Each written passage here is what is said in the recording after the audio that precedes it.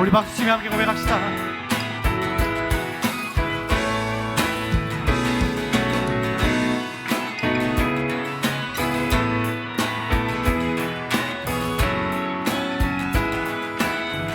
내 마음을 가득 채운 주 향한 찬양과 사랑 어떻게 공연할 수 있나. 수많은 찬양들로 그만 표현할 수 없어 다시 고백. 내 마음을 가득 채운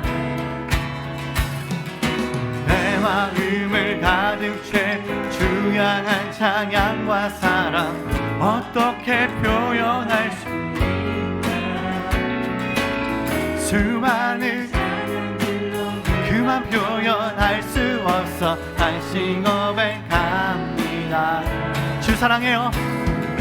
주 사랑해요. 온 맘 다하여 말로 다 할 수 없어.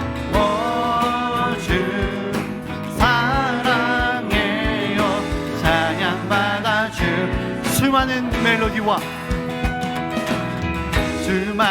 멜로디와 찬양들을 드렸지만 다시 고백하기 원하네. 주님은 나의 사랑 되시오니 주를 찬양하고. 주 사랑해요. 주 사랑해요. 온 맘 다하여 말로 다 할 수 없어. 내 주 하나님 사랑해요. 찬양받아 주. 주 사랑해요. 주 사랑해요. 온 맘 다하여 말로 다 할 수 없어. 주 사랑해요. 찬양받아 주. 주님 찬양합니다.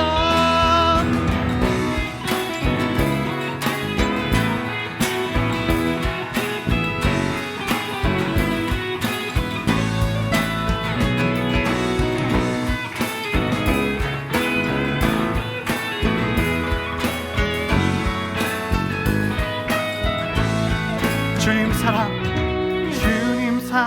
다시 고백하는 새날 주신 감사해요. 주님 사랑 다시 고백하는 새날 주신 감사해요.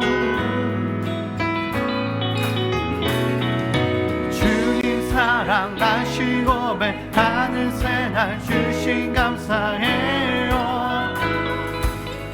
주님 사랑 다시 고백하는 찬양 주신 감사해요. 주님 사랑 다시 고백 주신 감사해요. 주님 사랑 다시 고백하는 찬양 주신 감사해요. 사랑해요. 주 사랑해요. 온 맘 다하여 말로 다 할 수 없어. 내 주 하나님 해요. 찬양받아 주. 주 사랑해요.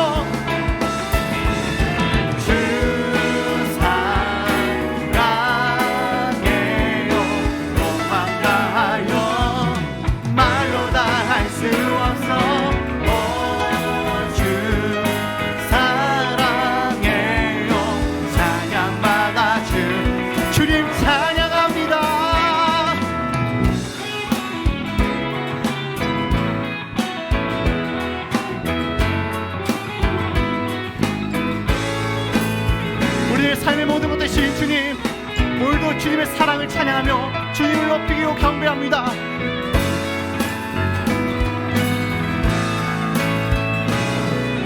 우리 왕이신 하나님께 영광의 박수 올립니다. 할렐루야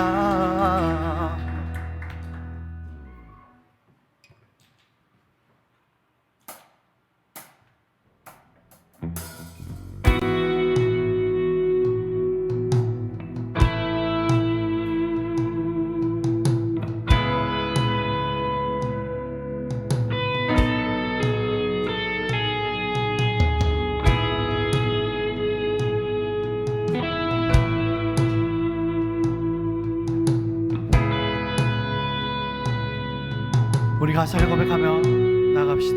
내게로부터 눈을 들어 주를 보기 시작할 때 주의 일을 보겠네.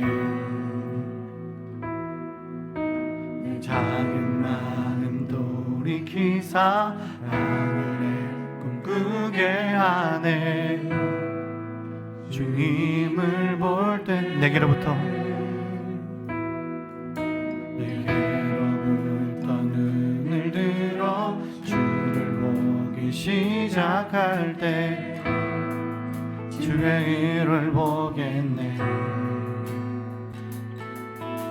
내 작은 마음 돌이키사 하늘에 꿈꾸게 하네. 주님을 볼 때 모든 시선을 주님께 드리고 살아계신 하나님을 느낄 때 내 삶은 주의 역사가 되고 하나님이 일하기 시작하네.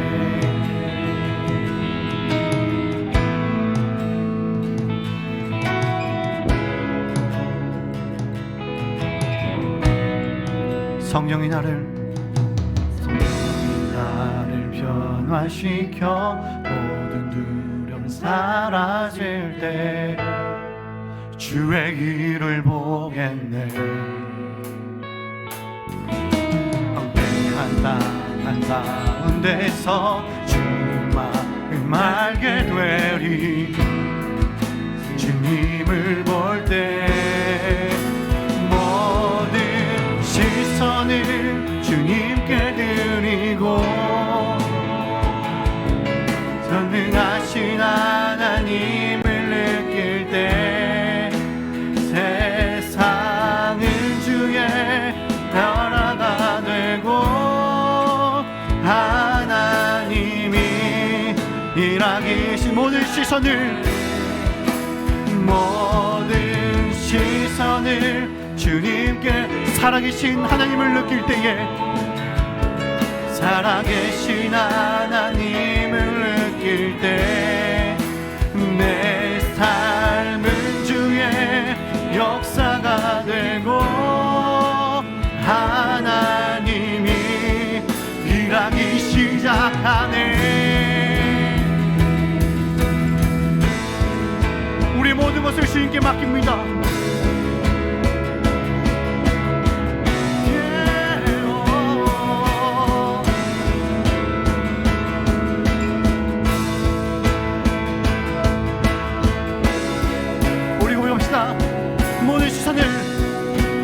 모든 시선을 주님께 드리고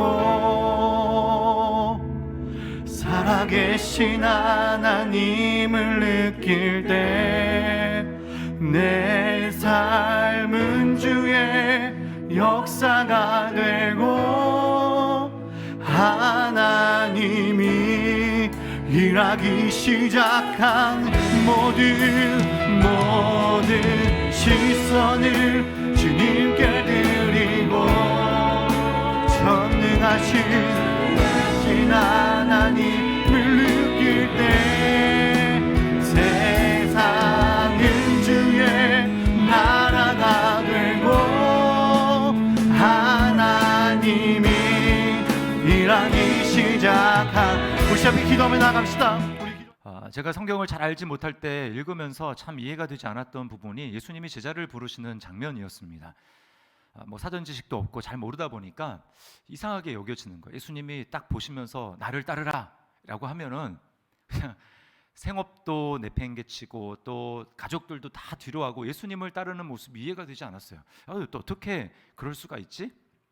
예수님의 눈은 한번 사람들을 쳐다보면 도저히 거부할 수 없는 뭐 그런 마력이 있나? 또 예수님의 목소리는 거부할 수 없는 그런 뭐 권세가 있으신가? 물론 그랬겠지만 이해가 할 수 없었어요. 어떻게 그럴 수가 있지? 근데 이제 요한복음을 보면서 그런 부분에 대한 이제 궁금증이 해소가 됐습니다. 그러니까 사람들이 예수님을 처음 만난 게 아니에요. 예. 예수님에 대해서 아예 지식이 없었던 것이 아니고 우리가 살펴봤지만 뭐 친구라든지 아니면 형제라든지 누구를 통해서 예수님에 대해서 이제 들은 바가 있는 것입니다. 소문을 들었던 거예요. 그러다가 예수님이 이제 딱 보시고 나를 따르라 이렇게 말씀하니까 예수님을 따라갈 수 있었던 것입니다. 참 신기한 점은 굉장히 많은 사람들이 있는데 물론 성경이 12제자들이 어떻게 예수님을 따르게 됐는지를 다 다루지는 않아요. 그렇지만 굉장히 그 다양한 모습을 우리가 보게 됩니다. 우리가 지난주에 두 사람 누구를 봤죠?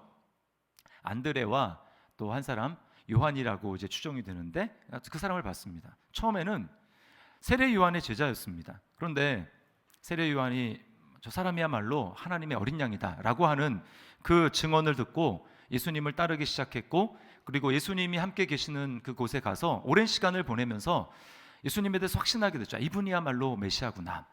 그리고 베드로는 어떻게 예수님께 나오게 됐습니까? 먼저 예수님을 믿게 된 안드레가 베드로를 예수님께로 이제 인도를 합니다. 그러자 다른 제자들에게는 없었던 베드로에게만 예수님이 이렇게 말씀하시죠. 내가 너를 베드로라, 게바라 하리라. 이렇게 새로운 이름까지도 베드로에게 주셨습니다. 그러니까 다 달라요, 사람들마다. 그리고 오늘 두 명의 제자가 추가로 등장하는데 한 사람은 빌립이고 한 사람은 나다나엘입니다. 이 두 사람도 너무나 달라요. 일단 분량이 너무 다릅니다. 나다나엘은 굉장히 장황하게 기록한 반면 빌립에 대해서는 딱 한 절입니다. 그리고 나다나엘은 빌립이 예수님께로 데려갔지만 빌립은 예수님이 먼저 빌립에게 다가가셔서 나를 따르라 이렇게 예수님의 주도권을 가지고 부르셨어요. 제가 이렇게 여러분에게 다양한 제자들의 모습을 말씀을 드리는 이유는, 여러분 우리가 다 예수님의 제자죠. 어떤 분은 이 제자를 굉장히 특별하게 생각해서 나는 성도지 제자가 아닙니다 이렇게 생각하는 분이 있는데 그렇지 않습니다. 복음서에서 제자라고 하다가 이제 서신서에 가면 제자라는 말이 나오지 않아요. 그냥 성도 이렇게 나오죠. 근데 이게 대치된 것입니다. 똑같아요. 그러므로 나는 예수님을 믿는 성도일 뿐이지 제자는 아닙니다 라고 하는 말은 우리에게 해당 사항이 없는 것입니다. 그리고 공관복음을 보면서, 복음서를 보면서 제자 이야기를 보거든 우리는 우리와 동일시해서 나에 대한, 성도에 대한 이야기를 하는구나 라고 여겨야 하는 것입니다. 자, 제자들이 예수님의 제자가 되는 그런 모습이 굉장히 다양하듯이 예수님을 믿는 성도들도 다양하게 예수님을 믿게 되는 것입니다. 어떤 분은 정말 다른 사람은 경험해보기 어려운 그런 대단한 기적을 체험하고 예수님을 믿게 되는 성도들이 있습니다. 그런가 반면에 어떤 분은 뭐 그런 게 없지만 흔들리지 않는 믿음으로 예수님을 믿게 되는 경우도 있다라는 것입니다.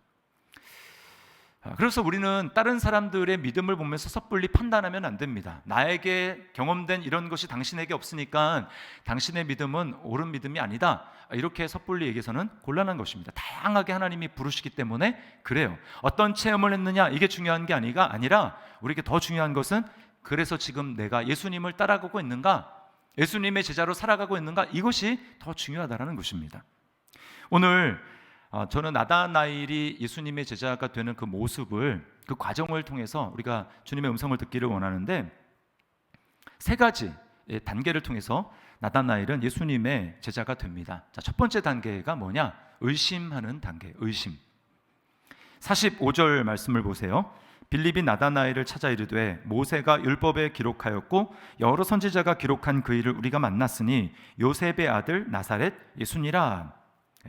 모세가 율법에 기록하였고 여러 선지자가 기록한 그 일, 이게 바로 구약 성경입니다. 구약 성경. 그리고 우리에게는 신약 성경도 있죠. 자, 성경이 무슨 책입니까? 성경은 1차적으로 인간이 내가 무엇을 할 것인가에 대한 책이 아닙니다. 성경은 1차적으로 하나님이 어떤 분이시고 그분이 우리를 위해서 무엇을 하셨는가, 그것을 아는 거예요.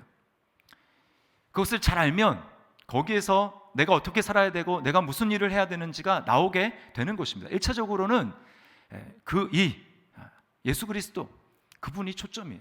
그래서 우리는 성경을 읽을 때 내가 뭘 해야 되는가 이것을 찾는 것이 아니고 1차적으로는 예수님은 어떤 분이시고 내가 예수님을 어떻게 믿을 것인가, 그분을 알고 그분을 따라가야 하는 것입니다. 자, 그렇게 예수님을 믿고 따라가려고 할 때 우리에게 장애물이 등장합니다. 그게 뭐냐? 고정관념과 편견이라는 거예요. 나다나엘이 그랬습니다. 46절을 보세요. 나다나엘이 이르되 나사렛에서 무슨 선한 것이 날 수 있느냐? 빌립이 이르되 와서 보라 하니라. 자, 유대인들은 성경을 잘 알죠. 그래서 성경을 조금만 관심 있는 사람들은 메시아는 나사렛이 아니고 베들레헴에서 태어난다라고 하는 사실을 알고 있었어요. 베들레헴. 자, 그런데 예수님에 대해서 지금 빌립이 뭐라고 소개냐면 나사렛 예수라고 이야기를 합니다. 이게 나다나엘에게는 걸림이 되는 것입니다. 나사렛은 어떤 곳입니까? 나사렛은 갈릴리 그 호수가 있는 북부에 있었는데 그 나사렛은 이방 사람들이 사는 그 이방 지역과 바로 인접해 있는 곳이 바로 나사렛이었어요. 그러다 보니까 유대인들은 나사렛 사람들을 굉장히 깔보았고 이제 별로 이렇게 좋지 못한 시각을 가지고 있었습니다. 그러니까 메시아가 내리면 뭐 베들레헴 또는 뭐 좀 양보해서 이제 성전이 있는 뭐 예루살렘 뭐 이러면 이해가 되겠는데 나사렛이라고 하니까 도저히 이해할 수가 없는 것입니다. 자, 근데 잘 생각을 해보세요. 예수님이 잉태된 곳은 나사렛입니다. 그렇죠? 왜냐하면 예수님의 육신의 아버지 어머니 마리아 요셉이 나사렛 이 고향이기 때문에 그래요. 자, 그런데 이제 그 황제가 호적을 다 하라고 하죠. 그 명령을 따라서 고향인 다윗의 후손이니까 고향인 베들레헴으로 가다가 거기서 예수님이 나게 됩니다. 하나님의 참 기가 막힌 섭리죠. 그러다가 헤롯이 이제 아이들을 다 죽이려고 하자 피신해서 애굽으로 내려갔고 헤롯이 죽은 다음에 다시금 고향인 나사렛으로 갔어요. 근데 이 과정을 아는 사람이 없습니다. 그러니까 겉으로 봐서 나사렛에서 이제 자라나고 어린 시절을 보내니까 예수님이 나사렛 예수 이렇게 된 거예요. 저는 여기에 하나님의 놀라운 비밀이 있다고 생각을 합니다. 메시아면 적어도 이래야지라고 하는 어떤 세상적인 가치관으로 부와 권력의 관점으로 예수님을 바라보게 될 때 나사렛이라고 하는 것 때문에 걸려 넘어진다라는 거예요. 예수님은 그런 사람들에게는 비밀로 숨겨진 채로 계신다라는 것입니다. 그러나 여러분, 예수님이 온 세상의 구세주가 되시기 위해서 나사렛만큼 자라나는 곳이 적당한 곳이 없지 않습니까? 유대인의 구세주가 되실 뿐만 아니라 이방 사람들의 구세주가 되시기 위해서 예수님이 나사렛 예수가 되는 것은 어쩌면 하나님의 섭리라는 거예요. 자, 여러분은 어떻습니까?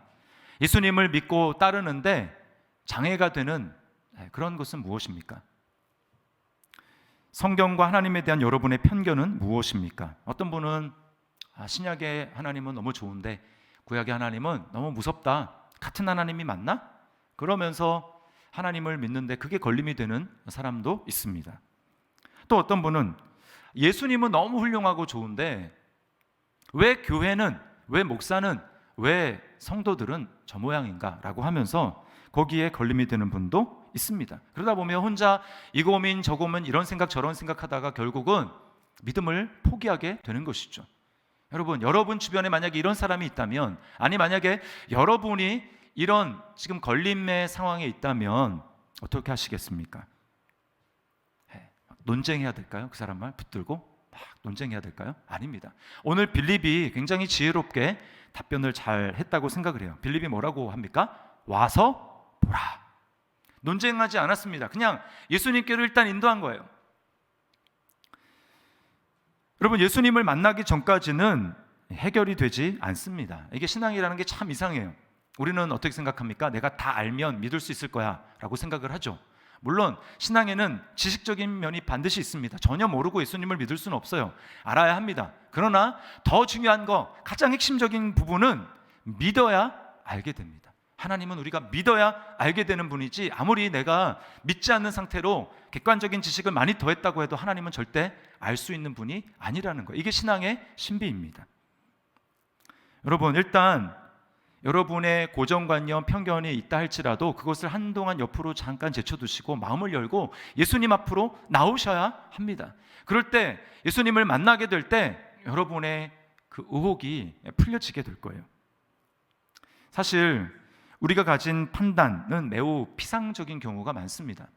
논리학의 용어에 이런 게 있어요. 성급한 일반화의 오류라는 말이 있습니다. 아마 한 번쯤 들어보셨을 거예요. 우리는 대부분 어떤 견해를 가질 때, 안 그런 경우도 있지만 대부분은 몇 가지 사실을 딱 추려서 마치 전체가 그런 것처럼 생각합니다. 그게 바로 성급한 일반화의 오류라는 거예요. 대부분 다 그렇게 가지고 있습니다. 저도 그랬어요. 제가 아버지가 이제 개척교회 목사로 개척을 하셨고 그다음에 은퇴할 때도 개척교회 목사였는데, 그러다 보니까 대형교회가 그렇게 썩 좋아 보이지 않았습니다. 한국교회의 문제는 대형교회 때문이라고 생각했고 대형교회 목사들이 문제라고 생각을 했습니다. 그러나 제가 나중에 대형교회 목사님들을 어떻게 이제 알게 되고 교제를 하면서 저는 저의 그 고정관념과 편견이 매우 잘못되었다는 것을 알게 돼요. 굉장히 훌륭하고 굉장히 겸손하시고 인격이 탁월한 분들이 많았습니다. 이처럼 우리는 예수님에 대해서 또 기독교에 대해서도 내가 들은 몇 가지 사실을 가지고 속단해 버리고 그것이 걸림이 되어서 더 주님 앞에 나아가는데 방해되는 경우가 많다라는 것입니다. 와서 보라. 예수님을 일단 만나야 됩니다. 예수님을 믿어야 됩니다. 그래야 알게 되는 거예요. 자, 두 번째 단계는 큰 일을 경험하는 단계입니다. 큰 일을 경험하는 거예요. 여기 큰 일이라는 것은 바로 기적을 말해요. 기적. 자, 나다나엘이 자신이 나사렛이라는 그 말에 대한 편견을 가지고 있었지만 그 편견을 깨뜨리고 예수님 앞에 나오자 기적을 경험합니다. 자, 나다나엘을 보시고 예수님 이렇게 말씀하세요. 47절입니다. 보라, 이는 참으로 이스라엘 사람이라 그 속에 간사한 것이 없도다. 그 나다나엘이 깜짝 놀랐어요. 그리고 이렇게 반응합니다. 48절에 어떻게 나를 아시나이까? 그러자 예수님이 또 이렇게 말씀하세요. 빌립이 너를 부르기 전에 네가 무화과 나무 아래에 있을 때에 보았노라. 그러자 나다나엘은 예수님 앞에 신앙의 고백을 합니다. 49절인데 우리 같이 한번 읽어볼까요? 시작. 랍비여, 당신은 하나님의 아들이시요 당신은 이스라엘의 임금이로소이다. 우리가 지식이 없이는 그냥 이것만 딱 보면은 갑자기 뜬금없이 나다나엘이 예수님께 신앙 고백을 하는 게 좀 맥락상 이해가 잘 안 됩니다. 좀 설명이 필요한데, 자, 빌립을 만나기 전부터 나다나엘은 성경을 묵상하고 있었어요. 무화과 나무 아래에서 말씀을 묵상하고 있었습니다. 근데 어떤 말씀을 묵상하고 있었냐면 야곱의 삶에 대해서 묵상하고 있었어요. 목사님이 그걸 어떻게 알지? 제가 좀 이따가 이제 여러분 들으면 알게 되실 거예요. 자, 잠깐 야곱의 삶을 여러분 떠올려 보세요. 쌍둥이죠. 태어날 때 어떻게 태어났습니까? 야곱이 동생이죠. 형 에서가 딱 태어날 때 야곱이 형의 뒤꿈치를 딱 잡았어요. 그래서 붙여진 이름이 야곱, 뒤꿈치를 잡은 자, 이런 뜻입니다. 야곱이. 근데 그게 어떤 뜻이냐면 남을 발을 걸어서 넘어뜨린다, 또는 속임수로 남의 자리를 대신 차지한다, 이런 뜻이 바로 야곱이 가진 뜻입니다. 한마디로 사기꾼이란 사기꾼. 야곱의 생애가 그걸 잘 보여주죠. 야곱은 진짜 사기꾼이었습니다. 다른 건 다 빼놓고 아버지를 속여요. 이 야곱의 아버지가 이삭이었는데 이삭이 노쇠하고 그 다음에 눈이 앞에 잘 볼 수가 없는 나이가 됩니다. 그러자 이제 죽기 전에 장자의 축복을 해줘야 되거든요. 그래서 장자인 에서에게 이렇게 말합니다. 내가 좋아하는 별미를, 사냥한 고기를 가지고 오면 내가 그걸 먹은 다음에 너를 축복하겠노라. 자, 이것을 듣고 리브가와 이제 야곱이 짜고 이제 이를 꾸밉니다. 야곱은 어떻습니까?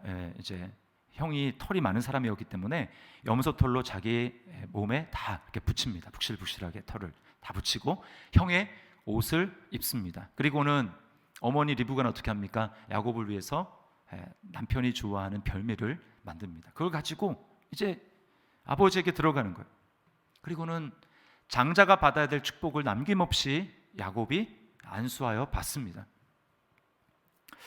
이걸 요즘으로 목사님 뭐 그럴 수 있지 않느냐 이렇게 생각할지 모르는데, 여러분 이게 요즘으로 이렇게 리얼하게 표현하자면 장자에게 내려갈, 뭐 예를 들면 맏아들에게 내려갈 유산을 가로챈 겁니다. 막내가.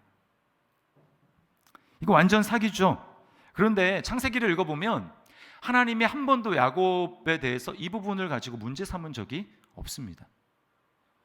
내가 뱃속에서 아무리 너를 택하고 아무리 큰 자가 작은 자를 섬기리라, 이런 약속을 해줬다고 해도 내가 언제 너보고 사기쳐가지고 그 장자권을 뺏으라고 했냐? 내가 너를 보니까 정말 어렸을 때부터 싹수가 노랗다. 야곱, 너 안 되겠어. 아웃! 하나님이 이러지 않았다라는 거예요. 오히려 야곱의 삶을 축복해 주시고 이스라엘 민족의 조상이 되게 하셨습니다. 나다나엘이 무화과 나무 아래서 그걸 생각하는 거예요. 아니 어떻게 이런 간사한 자가 우리 민족의 조상이 될 수 있을까? 어떻게 하나님이 이럴 수 있었을까? 이해가 안 되는 것입니다. 이렇게 묵상하고 있는데 이제 빌립이 왔고 예수님께로 딱 갔는데 예수님이 딱 보자마자 야, 너야말로 참 이스라엘 사람이로구나. 너에게는 간사함이 조금도 없다. 그 자기가 묵상한 내용을 예수님이 아니까 깜짝 놀라는 것입니다. 자신의 편견이 깨지면서 나다나엘은 멋진 신앙 고백을 합니다. 예수님, 당신은 하나님의 아들이십니다. 이스라엘의 왕이십니다. 이런 멋진 고백이죠. 자, 기적도 경험했습니다. 예수님이 사람의 속을 아는 하나님이라는 것을 알았습니다. 그리고 멋진 신앙 고백을 했어요. 여러분, 이 정도면 충분하고 멋진 신앙인 아닙니까? 그런데 예수님은 아니라는 거예요. 아니다. 부족하다. 그러면서 50절에 이렇게 말씀을 하세요.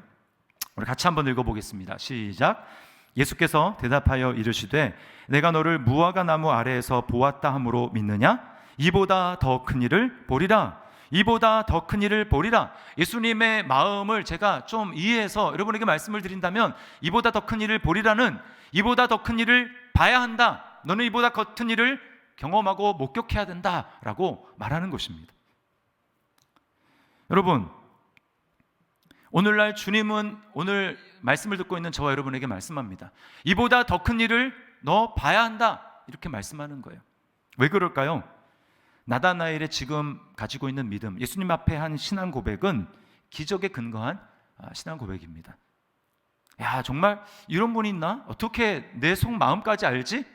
그런 기적을 경험하고 이렇게 고백한 것입니다. 그러나 여러분, 기적에 근거한 믿음은 불완전한 믿음이에요. 완전하지 않습니다. 왜 그럴까요? 기적은 여전히 내가 중심입니다. 하나님이 내가 원하는 기적, 내가 원하는 응답 하나님이 내게 주시면 내가 믿음 생활을 계속하고 하나님을 따라가겠지만, 예수님을 따라가겠지만, 만약에 내가 원하는 응답, 내가 원하는 기적을 보여주지 않으면 나는 언제든지 주님을 떠날 수 있습니다. 여러분, 이게 기적에 근거한 믿음이라는 거예요. 유대인들이 그랬습니다. 끊임없이 기적을 요구했어요. 그리고 이제 조금 이따 몇 장 뒤에 살펴볼 거지만 요한복음 6장에 보면 만나가 아니고 뭐죠? 오병이어, 그 기적을 보지 않습니까? 엄청난 기적이죠. 근데 결국 다 예수님 떠납니다. 예수님이 더 큰 것을 말하자 그들이 우리는 못 알아듣겠다, 어렵다, 우리의 성미에 안 맞는다라고 하면서 다 떠나요. 이게 기적에 근거한 믿음이라는 것입니다. 여전히 내가 중심이에요. 하나님이 나를 맞춰줘야 합니다.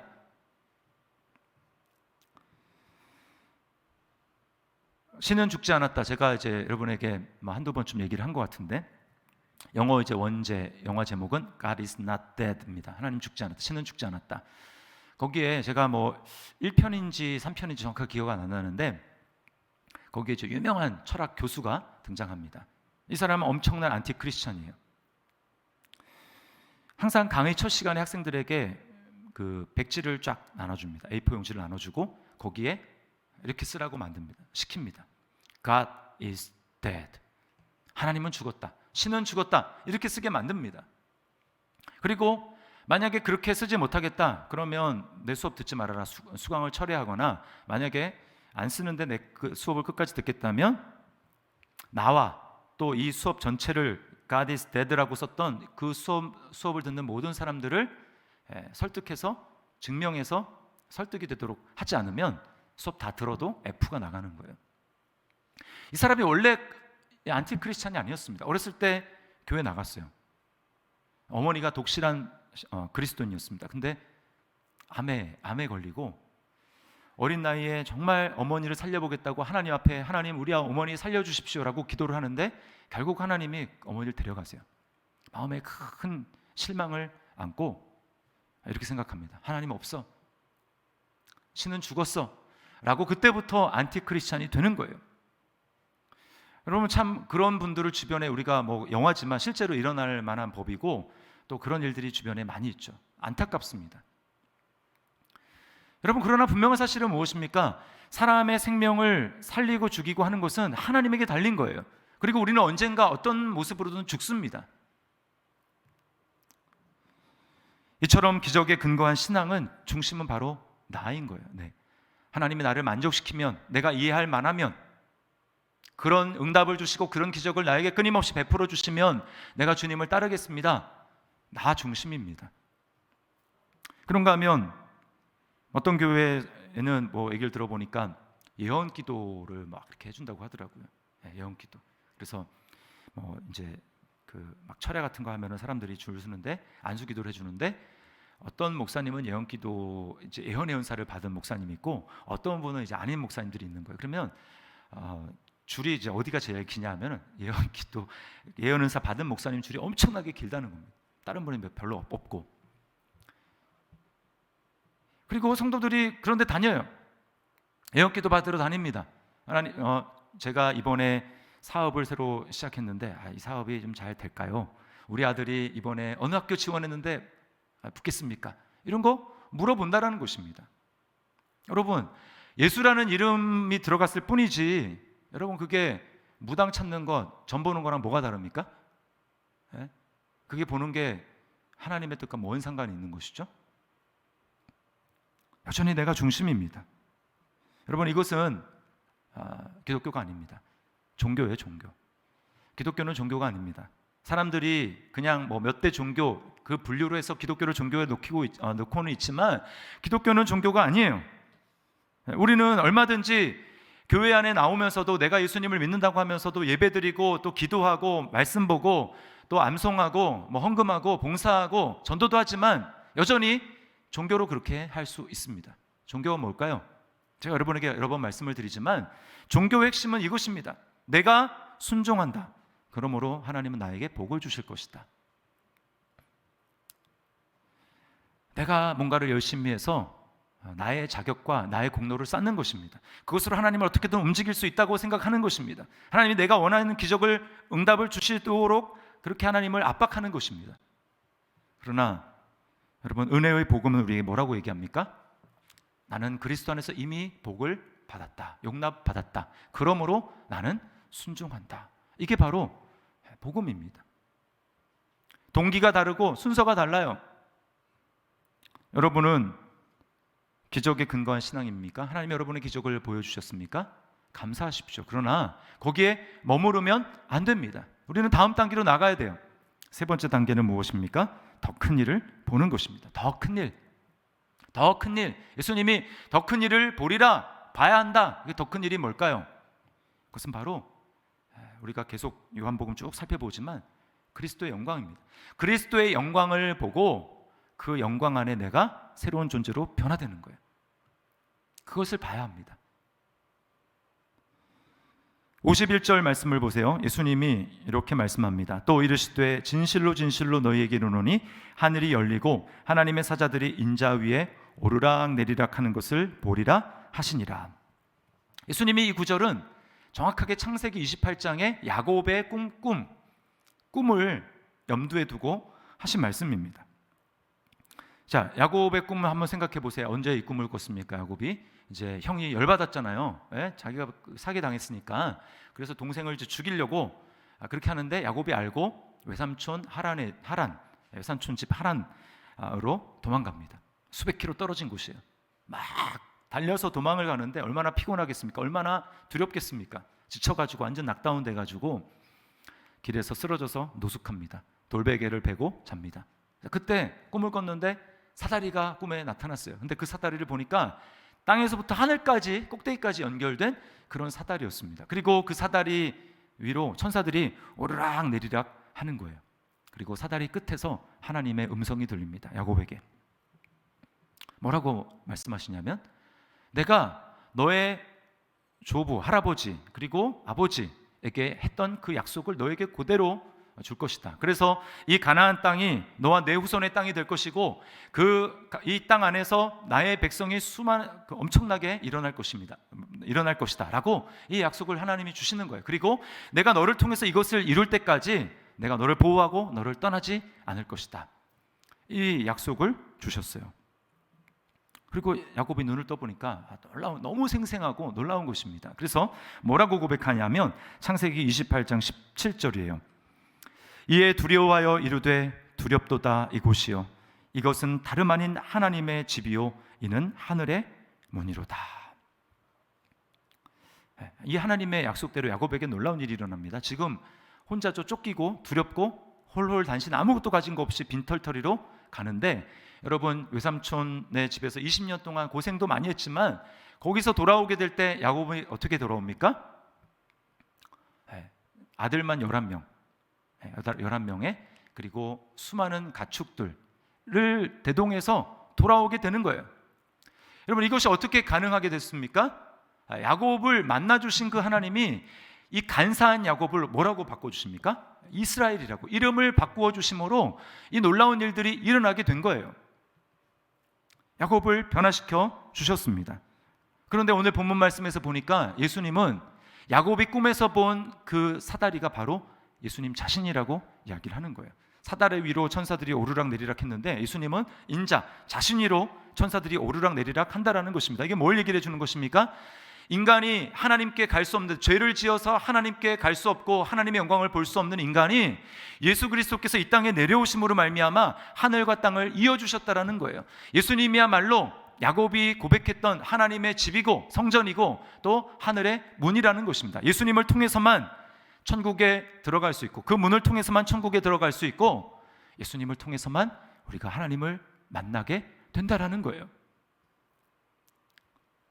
예수님은 십자가로 이 일을 이루셨습니다. 십자가 위에서 우리는 나의 모든 간사함, 야곱이 우리 모습 아닙니까? 나의 모든 간사함, 나의 모든 죄가 십자가에서 예수님과 함께 완전히 소멸되고, 그리고 야곱이 이스라엘이 되었듯이 우리가 예수님 안에서 새로운 피조물로 완전히 변화되게 되는 거예요. 이게 바로 십자가로 주님이 이루신 일이고, 이게 주님이 큰 일이라고, 더 큰 일이라고 말씀하셨던 것입니다. 이것이 그리스도 안에서 저와 여러분에게 일어난 일인 거예요. 그래서 고린도후서 5장 17절 말씀 우리 같이 한번 읽겠습니다. 시작. 그런즉 누구든지 그리스도 안에 있으면 새로운 피조물이라. 이전 것은 지나갔으니 보라 새 것이 되었도다. 아멘. 야곱이 이스라엘이 된 것처럼 우리는 그리스도 안에서 의인이 되었습니다. 우리 안에 간사함이 있는데 하나님은 우리를 간사한 자라고 하지 않고 의인이라고 말씀하시고 거룩한 성도라고 우리를 말씀해 주셨어요. 이게 그리스도 안에서 하늘과 땅을 이어주신 야곱이 꿈에서 본 그 사다리, 그거로 말미암아 우리에게 이루어진 사실입니다. 여러분 잘 생각을 해보세요. 나다나엘이 지금 예수님 앞으로 가는데 예수님이 아까 뭐라고 그랬습니까? 야, 이 사람은 진짜 이스라엘 사람이다. 간사함이 그 속에 없다. 진짜 그랬을까요? 예수님이 나다나엘을 보고 나다나엘 속에 진짜 간사함이 없어서 참 이스라엘이라고 얘기를 했을까요? 아니죠. 예수님은 우리 사람 속에 뭐가 있는지 다 아십니다. 왜 그렇게 말씀하셨어요? 내가 하늘과 땅을 연결해서 너를 위해 너의 그 간사함을 씻고 너의 모든 죄를 십자가 위에서 피를 흘려 씻을 것이기 때문에 나는 그것을 보고 그 위에 너를 간사한 자가 아니라 참 이스라엘 사람이다 라고 예수님이 선언하신 것입니다. 우리에게도 마찬가지예요. 여러분, 세상에 얼마나 많은 돈을 주면 우리가 간사한 자에서 새로운 사람이 될 수 있겠습니까? 우리의 그 많은 수많은 죄가 무엇을 해야, 세상에 어떤 것을 해야 여러분 그것이 씻겨질 수 있을까요? 어떤 것도 우리를 새로운 존재로, 죄인을 의인으로, 간사한 자를 거룩한 자로 만드는 것은 없어요. 여러분, 그러므로 이것보다 더 큰 일이 어디 있습니까? 우리를 위해서 십자가에서 이 일을 위해 일을 행하신 그것보다 더 큰 일이 어디 있습니까? 그리고 그 안에서 우리가 새로운 존재로 변화되는 것, 이것보다 더 큰 일이 어디 있겠습니까? 우리야말로 그리스도 안에서 가장 큰 일을 경험한 사람들인 거예요. 여러분은 나다나엘에게 주님이 말씀하신 것처럼 이보다 더 큰 일을 보리라. 너는 이보다 그 더 큰 일을 봐야 한다. 더 큰 일을 여러분 봤습니까? 예수 그리스도 안에서 더 큰 일을 경험했습니까? 우리가 예수님을 정말 믿는다면 우리에게는 그 일이 일어나게 된 것입니다. 그리고 내가 정말 더 큰 일이 나에게 예수 그리스도로 말미암아 일어났다라는 것을 믿는다면 여러분, 우리는 이제 다르게 살아야 합니다. 왜요? 예수님이 하늘의 문이라 그랬잖아요. 그 문을 통해서 어디로 들어갑니까? 천국에 들어가는 거예요. 우리는 이미 그리스도와 함께 에베소서 우리가 살펴봤지만 하나님 보좌에 앉히운 자라고 했어요. 육신은 이 땅에 있지만 영적으로는 그렇습니다. 왜냐하면 예수님과 우리가 연합했기 때문에, 한 몸이기 때문에 그래요. 예수님이 있는 것처럼 우리가 눈을 감고 예수님의 이름을 부르며 기도할 때 우리는 뭘 보는 것입니까? 몸은 이 땅에 있지만 우리가 하나님 보좌 앞에 있는 거예요. 그리고 그 영광을 보는 것입니다. 마치 요한계시록에 요한이 성령에 감동되어서 올라가서 그 하나님의 보좌를 보고 그 영광을 보지 않았습니까? 천군 천사가 노래하는 찬양을 보지 않았습니까? 우리가 그것을 믿음으로 보는 거예요. 아직 완전하게 일어나지 않았지만 여러분, 우리가 날마다 세상에 일어난 일을 큰 일로 바라보는 것이 아니고, 나 같은 간사한 자에게 어떻게 이런 일이 일어났을까? 그것을 믿고 예수 그리스도의 이름을 통해서 우리가 날마다 그 천국으로 가야 되는 거예요. 거기서 하나님의 영광을 보는 것입니다. 어떻게 하면 내가 야곱과 같이 간사한 자가 이렇게 하나님 앞에 의인이라고 여김을 받고 하나님의 자녀라 여김을 받고 이런 놀라운 은혜를 얻었을까? 여기에 정말 내 소망이 있구나. 이것을 바라보면서 날마다 그 소망으로, 하나님의 나라의 영광으로, 예수 그리스도의 영광으로 우리가 우리 마음을 가득가득 충만하게 채워야 하는 것입니다. 그럴 때 여러분, 우리가 세상을 살아가게 되면 우리 주변에는 마치 이 세상에 있는 것이 큰일인 것처럼, 가장 큰 일인 것처럼 거기에 목숨을 걸고 살다가 소망을 잃고 낙심하며 인생을 살아갈 목적 없이 살아가는 수많은 사람들이 있지 않습니까? 그 사람들에게 얘기해 줘야죠. 아닙니다. 더 큰 일이 있습니다. 당신을 위해서 더 큰 일이 예비되어 있습니다. 당신은 예수님을 만나야 됩니다. 예수님을 경험해야 됩니다. 새로운 존재로 변화되어야 됩니다. 라고 우리가 그들에게 이야기를 해줘야 된다는 거예요. 이게 바로 더 큰 일을 본 사람이 살아가는 방식이라는 것입니다. 제자훈련 수료하셨던 한 집사님이 이런 고백을 했어요. 수료 소감문에 적은 건데, 몇 부분 말씀을 드릴게요. 무엇보다도 그 은혜가 예수 그리스도의 십자가로부터 시작되어야 함을 목사님이 말씀하실 때, 지금까지 내가 십자가를 놓치고 살아왔구나 라는 충격을 받게 되었습니다. 예수 그리스도의 십자가를 놓치고 살아갈 때 얼마나 몸이 건조한 신앙생활을 할 수 있는지를 알게 되었습니다. 제자훈련을 통해서 받은 은혜가 많지만 무엇보다도 그 은혜를 은혜로 알게 하고 누리게 하는 것은 예수 그리스도의 십자가를 통해서만 가능함을 늘 기억하고자 다짐하게 된 것이 나에게 있어서 가장 큰 생각의 변화이고 은혜라고 말하고 싶습니다. 큰 것을 본 것이죠. 여러분은 지금 어느 단계에 있습니까? 고정관념과 편견에 사로잡혀 있어서 더 앞으로 나아가지 못하고 예수님 앞으로 나아가지 못하는 그런 일에 있지 않습니까? 마음을 여십시오. 예수님을 믿게 되면, 예수님을 만나게 되면 알게 됩니다. 마음을 여십시오. 아직까지 기적에 근거한 나 중심의 신앙생활을 하고 있지는 않습니까? 아닙니다. 우리가 변화되어야 됩니다. 하나님이 나에게 맞추십시오, 나에게 이것저것을 해주십시오, 그게 아니라 우리가 변화되어서 주님, 제가 주님이 무엇을 원하시든지 제가 거기에 따르겠습니다. 주님께 순종하겠습니다. 이게 바로 진정한 모습입니다. 그렇게 되려면 우리 더 큰 일을 보아야 합니다. 가장 큰 일을 보아야 합니다.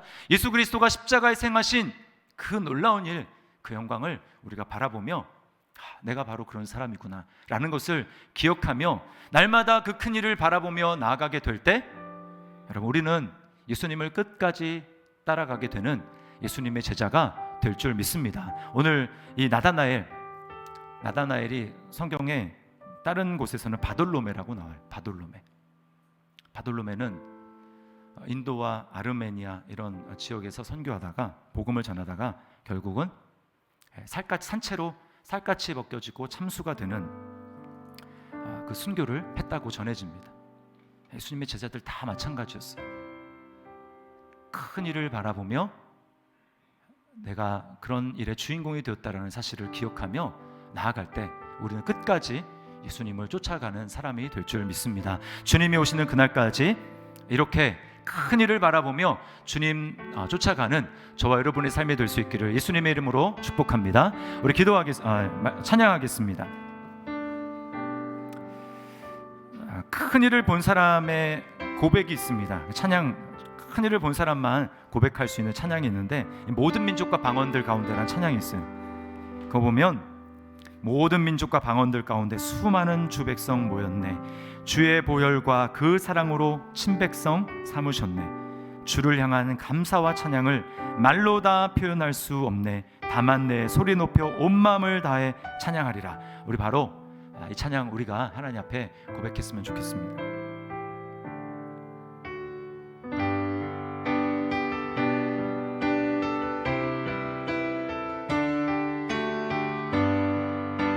모든 민족과